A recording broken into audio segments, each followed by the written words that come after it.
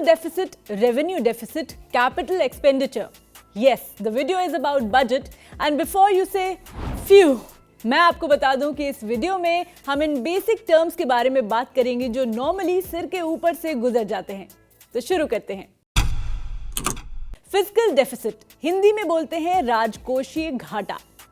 Fiscal deficit तब होता है जब एक फाइनेंशियल ईयर में गवर्नमेंट का एक्सपेंडिचर उसकी इनकम से ज्यादा हो जाता है, यानी वही जो हम जैसे आम लोगों के साथ भी होता है। आमदनी कम, खर्च ज्यादा। काफी रिलेटेबल है ना?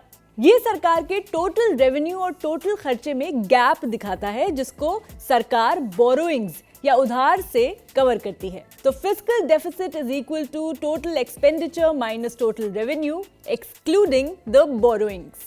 रेवेन्यू डेफिसिट को हिंदी में राजस्व घाटा बोलते हैं। ये तब होता है जब गवर्नमेंट का नेट एक्सपेंडिचर नेट इनकम से ज्यादा होता है। कंफ्यूजिंग? फिस्कल डेफिसिट भी तो ऐसे ही कुछ था।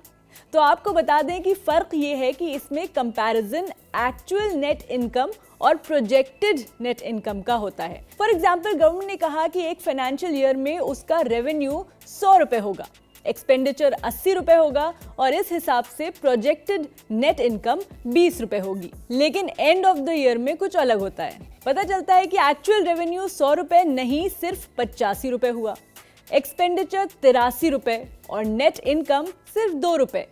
यानी सोचा था कि रेवेन्यू 20 रुपए का होगा, हुआ कितना? सिर्फ 2 रुपए का।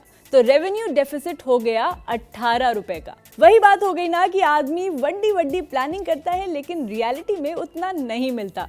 बस वही है revenue deficit. It's all about projected net income and actual net income. Non tax revenue, अब ये तो हम सब जानते हैं कि हम सब जो टैक्स भरते हैं वही सरकार का मेन सोर्स ऑफ फंडिंग है, जिसे टैक्स रेवेन्यू कहते हैं। लेकिन this is not the only source of income. Non tax revenue भी होता है, यानी गवर्नमेंट की वो इनकम जिसका टैक्स से लेना देना नहीं है। इसमें वो इनकम होती है जो टैक्सेस से नहीं बल्कि दूसरे सोर्सेस से आती है। फॉर एग्जाम्पल, आप लोन पर जो इंटरेस्ट देते हैं वो कोई टैक्स नहीं है, लेकिन गवर्नमेंट के लिए इनकम होती है। Hence non tax revenue.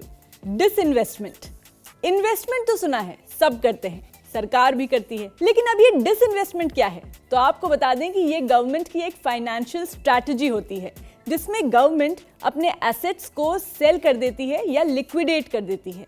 इसमें सबसे कॉमन है स्टेट ओन्ड या पब्लिक सेक्टर फर्म्स के शेयर, जिन्हें सरकार बेच देती है ताकि उससे फंड्स रेज कर सके। कैपिटल एक्सपेंडिचर, ये वो अमाउंट है जो सरकार ऐसी मशीनरीज और एसेट्स को परचेज, अपग्रेड या उनकी शेल्फ लाइफ बढ़ाने के लिए इस्तेमाल करती है जिससे देश की इकोनॉमी को बूस्ट मिल सके।